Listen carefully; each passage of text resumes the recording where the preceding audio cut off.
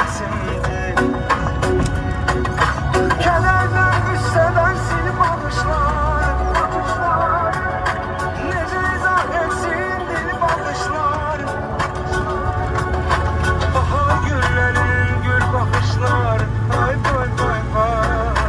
Dünyada en gözəl şəkil resimdir. Bahar günlərinin gül baxışları, dünyada en gözəl şəkil resimdir.